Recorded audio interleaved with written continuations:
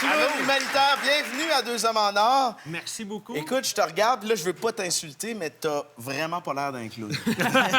Non, mais pour vrai, tu m'as l'air d'un gars vraiment ordinaire. Ben, on va prendre ça comme un compliment. Tout à fait. Qu'est-ce que tu fais? Je suis un clown humanitaire. C'est quoi? C'est quoi un clown humanitaire? En fait, je fais de l'humanitaire à temps plein. OK. Et j'essaie d'aider, de faire une différence avec ce que j'ai à offrir. OK. Puis moi, ben, c'est le théâtre clownesque, c'est le cirque. C'est aussi l'intervention, parce que j'ai aussi étudié en psychologie. Donc, à temps plein, je vais dans des endroits où les besoins sont importants. Des camps de réfugiés, des hôpitaux, des orphelinats, bénévolement à temps plein, un peu partout sur Terre. Peu importe où je peux faire une différence.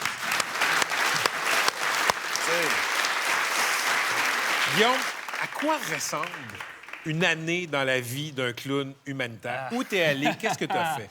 Il n'y a pas 2 années pareilles, mais cette année, dans les dernières années, en fait, ça a été beaucoup, naturellement, avec les réfugiés syriens. OK. Beaucoup en Grèce. Je suis allé 20 fois en Russie. On n'en parle pas beaucoup. En Russie, il y a des réfugiés? C'est surprenant qu'un humanitaire vaille en Russie, ça surprend les gens, mais il y a des gros problèmes avec les orphelinats là-bas. Le traitement des orphelins n'est pas joli. OK. Donc, je suis allé à peu près 20 fois. Je suis allé au Burkina Faso faire des projets de développement, en Haïti, en Thaïlande avec les réfugiés birmans. Donc, peu importe où je peux faire une différence, où les invitations viennent à moi. On partage la même passion pour le voyage, mais toi, tu vas dans des endroits qui sont pas évidents, tu vas dans des camps de réfugiés. Tout à fait. Qu'est-ce que tu fais concrètement une fois que tu débarques là-bas? Bien, j'essaie d'éviter d'arriver avec une idée toute faite en tête. Puis je débarque pas d'un camp de réfugiés comme ça avec mon sac à dos. Allô? Tu sais, c'est des projets qui existent, qui sont établis depuis longtemps. T'es invité et attendu. Je suis invité par des organismes sérieux, humanitaires, etc.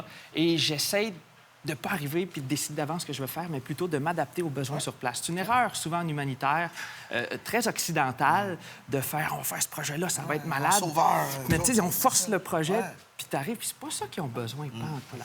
Guillaume, j'ai vu une vidéo de toi où tu divertis les jeunes, mais pendant que tu es là et que tu côtoies ces jeunes-là qui vivent des affaires épouvantables que des enfants ne devraient pas vivre, comment toi tu fais pour garder le sourire?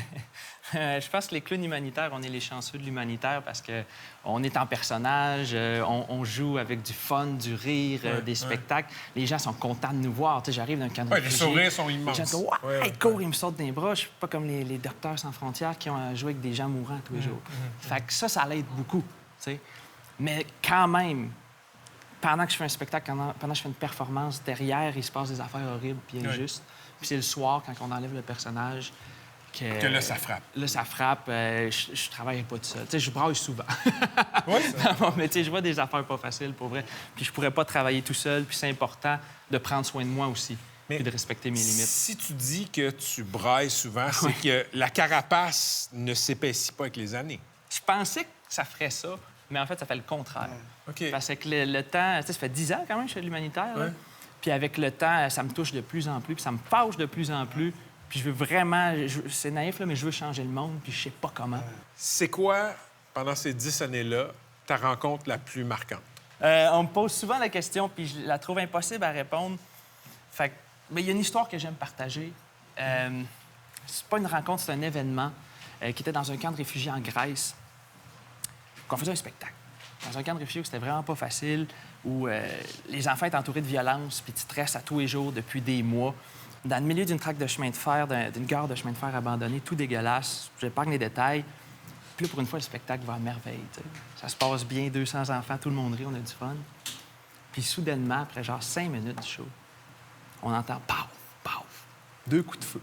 Fait que là, je fuis, je m'en vais, puis je sais pas combien de temps ça dure, puis je reviens en réalité à m'emmener, puis on est à côté de notre véhicule en sécurité. Puis, tu sais, nous autres, les clowns, on est tous dans même...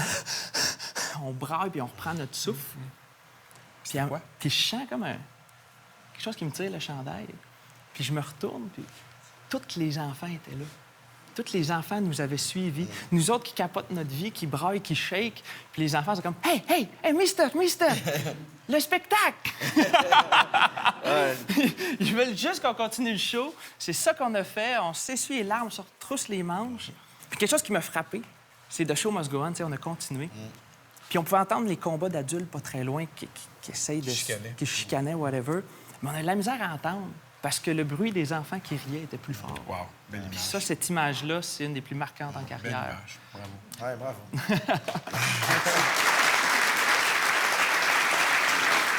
Fait que, tu sais, Guillaume, Ça, tu le fais bénévolement. Oui. Tu sais, ça porte une charge particulière. C'est bénévole. Ouais. Dirais-tu que tu es comme un missionnaire du bonheur?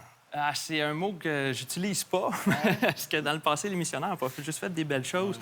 Mais, mais je suis bénévole à temps plein par choix. C'est important pour moi. Je trouve... Tu sais, j'essaie de passer plein de messages avec ce que je fais, entre autres. Là. Je fais des conférences bénévolement. Puis je trouve, entre autres, qu'on donne beaucoup trop d'importance à l'argent. Puis le monde n'en revienne pas que mon salaire annuel, ce soit 0. Puis moi, je serais, c'est juste normal. Puis ce que je fais, non, c'est pas extraordinaire, c'est normal. Je rends des gens heureux, ça me rend heureux. Je suis une des personnes les plus heureuses que je connais. Fait que j'essaie de prouver un point en même temps que ça.